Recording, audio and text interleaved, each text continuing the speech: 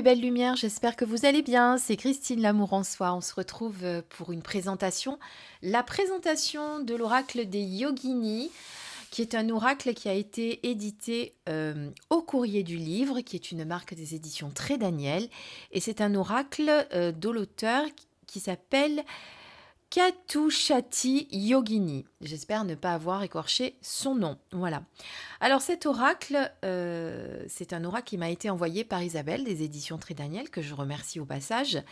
Mais ça fait déjà quelque temps que je l'ai reçu. Et c'est vrai que je ne suis pas arrivée jusqu'à aujourd'hui à vous le présenter parce que vous savez que quand je présente quelque chose ou que je parle de quelque chose, j'ai besoin qu'il se passe quelque chose entre nous, on va dire, qu'il y ait une vibration, qu'il y ait quelque chose. Et c'est vrai qu'avec cet oracle au début, eh bien, j'avais un peu de mal. Et puis j'ai laissé passer du temps, je l'ai mis de côté.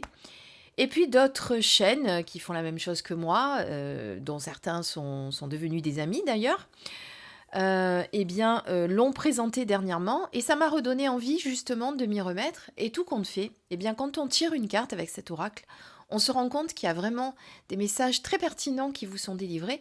Et en plus, on peut faire derrière un travail de développement personnel avec les yoginis. Détaillons la boîte. Donc, il arrive dans un beau coffret, vous voyez, beau coffret jaune, comme ceci. Il est au prix de 28 €, parce que c'est un coffret un petit peu plus important que ceux que vous avez l'habitude de voir. Je vais vous lire ce qui est au dos de la boîte. Le vaste panthéon indien des yoginis s'est manifesté pour nous aider à harmoniser le moi intérieur avec notre environnement et l'univers tout entier. Les 64 yoginis de cet oracle issus de temples et de textes tantriques sont imprégnés de cette sagesse ancienne. Tantôt protectrice, guérisseuse, tantôt courroucée pour lever les obstacles, accroître votre énergie et développer vos capacités, tantôt alchimiste de vos transformations intérieures, ces 64 yoginis vous ouvriront à de nouvelles possibilités, tant sur le plan matériel et incarné que sur le plan spirituel. Vous trouverez dans le livre d'accompagnement la symbolique, l'histoire et le message de chacune d'elles, ainsi qu'une proposition de pratique méditative, le sadhana, afin de bénéficier de leur énergie. L'oracle des yoginis vous permettra ainsi de développer votre intuition pour entreprendre avec justesse et sérénité les changements dans votre vie. Donc il y a 64 cartes, un livre illustré de 296 pages en couleur et un petit sac satiné pour protéger les cartes comme on en retrouve dorénavant dans quasiment toutes les boîtes. Surtout les plus grosses en tout cas. Voici l'intérieur de la boîte avec ce joli mandala que j'aime beaucoup.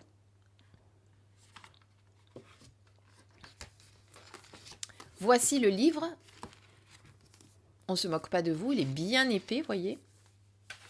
Là, vous avez le petit sac nylon satin avec les cartes à l'intérieur que l'on regardera après. Ici, vous avez le fond de la boîte et le dos de la boîte que je viens de vous présenter. Donc, on va commencer tout d'abord par le livret. Pardon, je donne des petits coups dans ma lampe, ça fait des petits genres de clochettes, pourquoi pas, c'est sympa.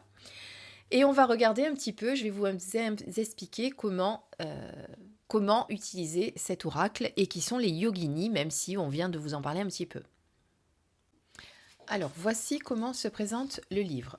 Donc, vous avez tout d'abord les pages de couve, évidemment, ici. Ensuite, là, la mémoire d'Yvonne. Ici, vous avez le poisson et la tradition des yoginis. Donc, on va vous expliquer les traditions des yoginis. Là, ici, vous avez l'introduction. Alors, je vais vous lire quelques passages qui vont vous aider. Par exemple, le présent groupe de 64 yoginis a émergé de différents temples de yoginis à partir de textes tantriques et d'anciennes légendes. Quelques-unes sont apparues en dessin par leur propre grâce. Ce channeling pourrait être apparu en réponse aux défis auxquels nous faisons face dans notre vie quotidienne. Donc, comme on l'a dit tout à l'heure, évidemment, les yoginis viennent du panthéon indien. Par contre, comme vous avez pu le constater quand j'en ai parlé tout à l'heure, les yoginis sont du sexe féminin. Ce n'est pas pour ça que c'est un oracle féminin. Ah, attention, entendons-nous bien. Alors, ce qui différencie le culte des yoginis du culte d'une déesse autonome est le pouvoir de vibration du groupe. Les yoginis sont des énergies qui s'assemblent dans le but de synchroniser et de renforcer les forces internes du corps humain et de l'univers. Ceci donne naissance à un système global d'énergie, le chakra yogini. Les personnes qui reçoivent la bénédiction du chakra yogini transforment leur vie et acquièrent l'énergie positive omniprésente qui est source de créativité.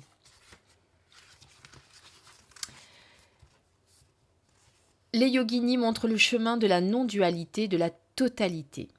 Les outils déployés dans le processus de transformation balayent les schémas d'idées préconçus à travers la méditation et d'autres pratiques spirituelles qui favorisent le développement des facultés extraordinaires connues en Inde sous le nom de siddhi. La méditation et les siddhis aident l'adepte à acquérir des états de conscience supérieurs, à profiter de la vie dans son ensemble et enfin à atteindre l'état d'unité.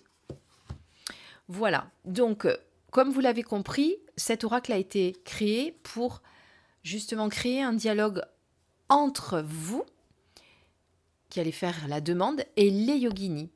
Et tous les messages sont imprégnés de sagesse ancienne, et en répondant à vos questions, les yoginis vous aideront à acquérir de profondes connaissances ésotériques et vous donneront les moyens d'intégrer cette sagesse dans la vie quotidienne, dans votre vie de tous les jours.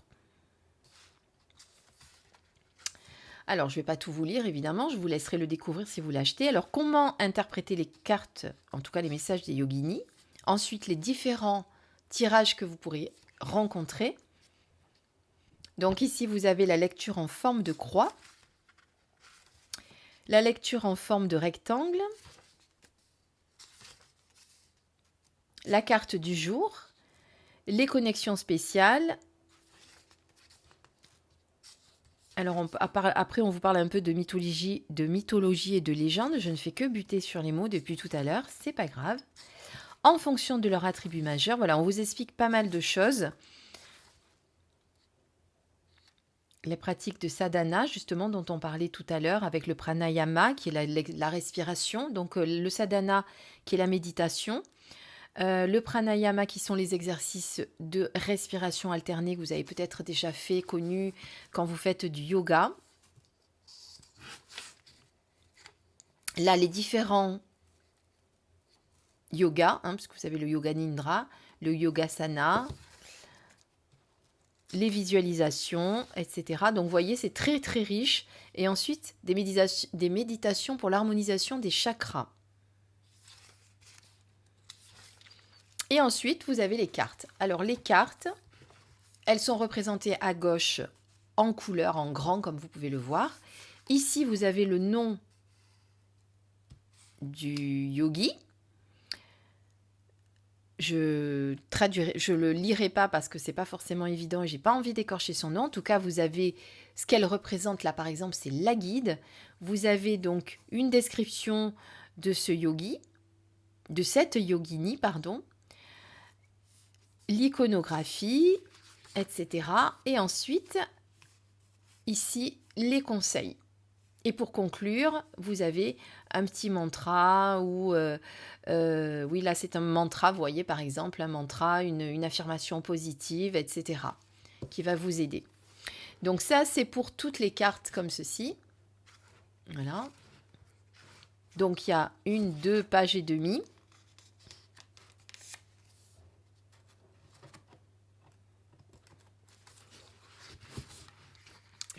Donc voilà, vous avez tout ça pour toutes les pages et ensuite pour toutes les cartes et ensuite à la fin vous avez une représentation détaillée de toutes les cartes ici et vous avez la table des matières qui du coup est en fin de livre. Chose qui est plutôt rare puisque d'habitude c'est normalement au début.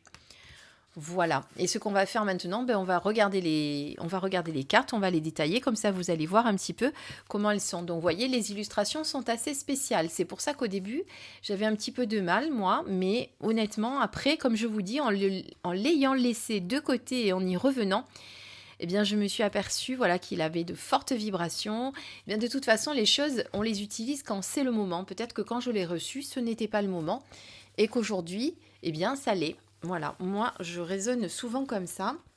Alors, les cartes, elles sont dans ce petit sachet satin que voilà, que je sors. Donc ici, vous avez le dos des cartes. On tirera une carte à la fin pour avoir le texte un petit peu, hein, comme ça vous donnera une idée. Alors, on est sur du mat, comme vous pouvez le voir, touché doux, touché pêche, on va dire. Très bonne qualité de carte, rien à dire. Pas de tranche.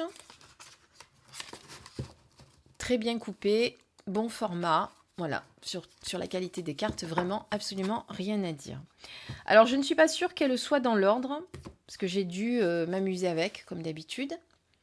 Mais c'est pas grave, de toute façon, il n'y a pas de numéro de carte, donc l'essentiel, c'est que vous puissiez regarder les cartes et voir si elles vous appellent. Donc, les illustrations sont très colorées, c'est un petit peu particulier.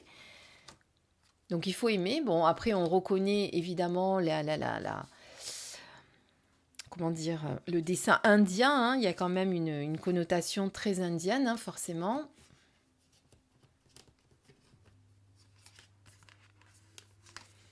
Non, il n'y en a qu'une. Elles sont tellement épaisses, j'avais l'impression qu'il y en avait deux, mais pas du tout. Je sais pas si je vous ai pas mis... Je dézoome juste un poil. Voilà, parce que sinon... Donc, oui, je vous dis des bêtises, il y a un numéro de carte qui est juste là en gros, avec le nom de la yogini. Ou du yogini.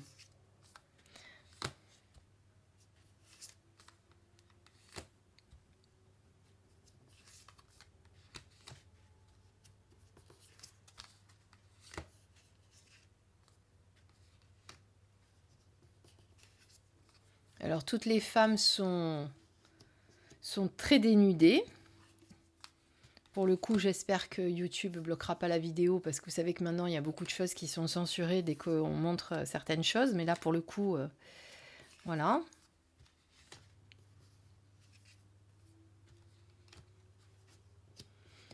Bon, elles sont dénudées du haut, hein. Voilà, il ne faut pas non plus abuser, mais bon, comme en ce moment... faut faire attention à ce qu'on fait, ce qui, dans certains cas, est normal pour moi. Après, il y a des fois des... Enfin, passons. Pas de discussion sur ce sujet-là. Enfin, l'occurrence, là, franchement, il n'y a rien à dire, quoi. Donc voilà, vous voyez que ces yoginis ont parfois des visages assez spéciaux. Ça ne ressemble pas forcément à des visages humains. Il y a des animaux, hein, puisque là, on a peut-être un cheval. Ici, on a un éléphant, vous voyez. Là, ça représente un oiseau. Après, certains ont des visages un petit peu plus humains, on va dire. Certaines, du coup.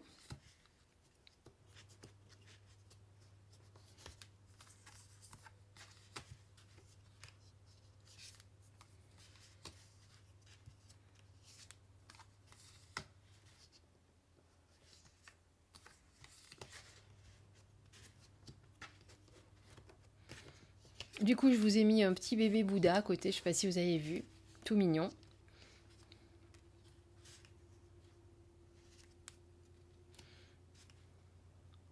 Bon, là, forcément, évidemment, c'est un aura que vous n'allez pas utiliser, on est d'accord, en intuitif, hein. À moins que regarder l'illustration vous permette de faire marcher votre intuition. Mais pour le coup, moi, je pense que c'est bien de regarder le livret, de regarder les conseils du yogini et d'écouter un petit peu les conseils, le mantra, les affirmations positives que l'on vous demande. Il y a forcément un message de travail à faire, donc voilà.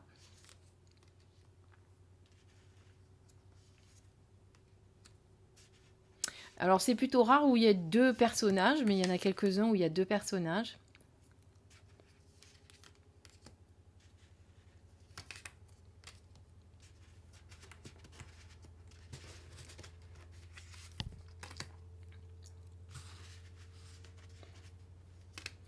Celle-ci ressemble, enfin c'est pas ressemble, celle-ci est un arbre, hein, comme vous pouvez le voir.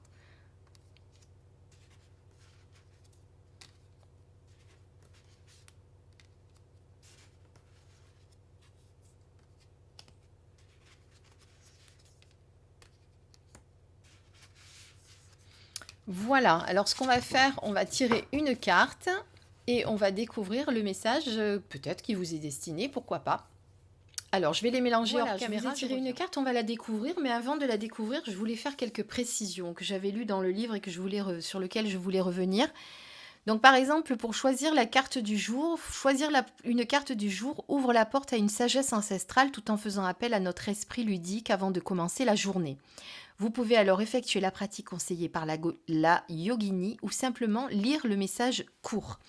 Ensuite, vous avez les connexions spéciales et diaphragmes invisibles. On vous dit que chaque yogini individuellement confère des pouvoirs aux pratiquants spirituels.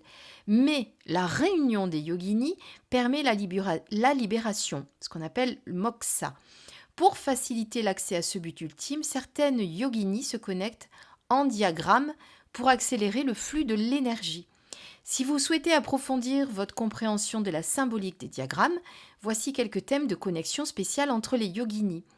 Certaines cartes de yogini sont fortement connectées les unes aux autres. De plus, quelques dispositions spécifiques des cartes dans la lecture rectangulaire pourront délivrer un message de certitude. Et d'ailleurs, vous avez après 3 sortes de yogini. Vous avez la yogini bienveillante, la yogini féroce et la yogini à tête d'animal. Et pour chaque catégorie de yogini, on va vous dire ce qu'il en est. Si par exemple vous tirez une majorité de cartes féroces, vous devrez harmoniser votre flux d'énergie corporelle avec le leur.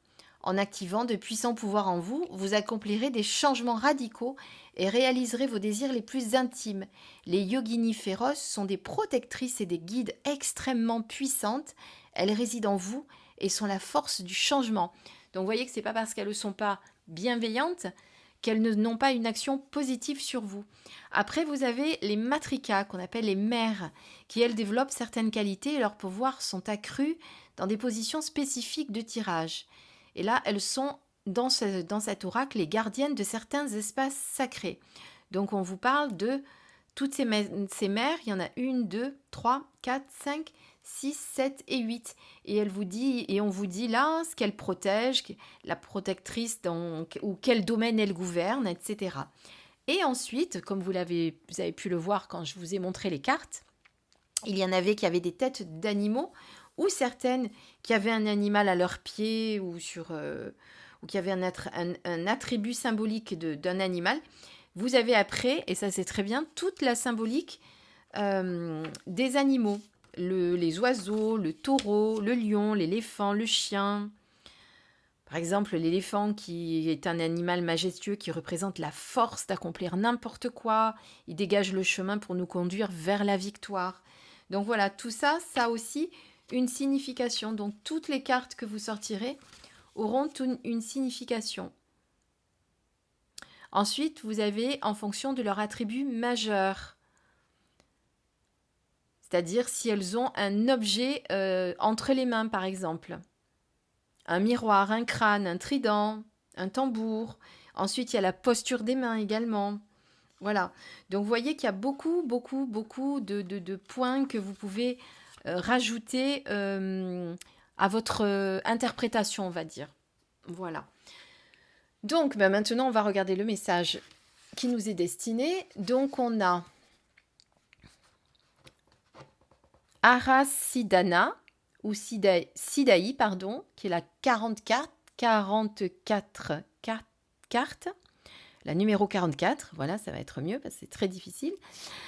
Donc on a un lion et on a une tête d'animal, vous voyez, et ensuite elle a également un objet entre les mains.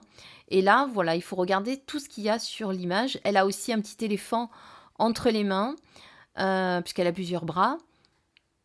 On peut regarder toutes les symboliques qu'il y a sur la carte, ce qui est intéressant. Et ensuite, on va regarder dans le livre ce que ça veut dire. Donc, on va déjà regarder la 44e carte. Et voir ce qu'on nous dit.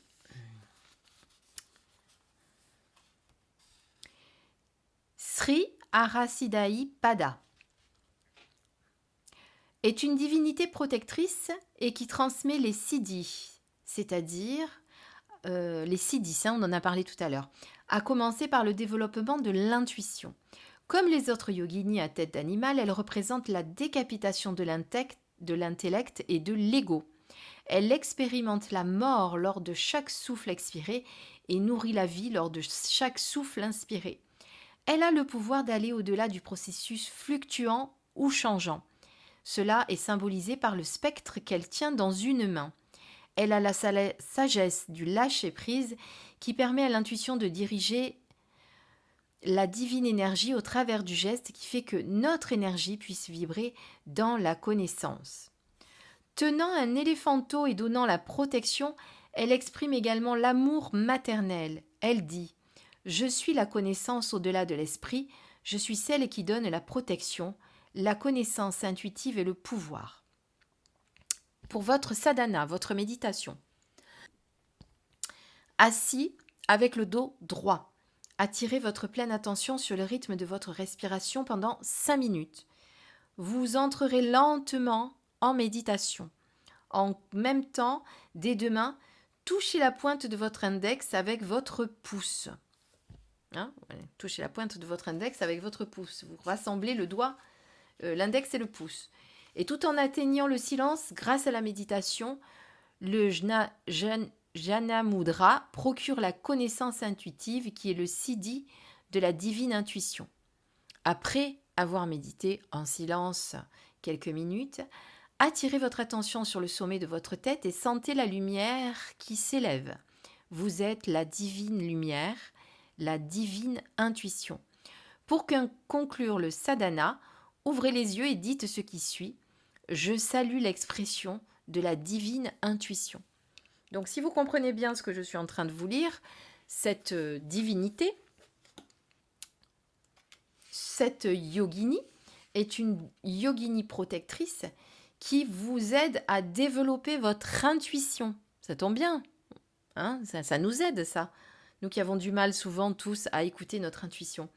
Donc voilà, et donc après vous faites votre petite méditation, donc vous gardez cette carte devant vous, vous méditez et vous faites ce qu'on vous dit, vous suivez les conseils et vous dites évidemment la petite phrase qui va avec votre méditation. Voilà comment on travaille avec ces cartes. Donc vous voyez qu'elles sont très très bien et que je pense, moi qui médite régulièrement, quotidiennement,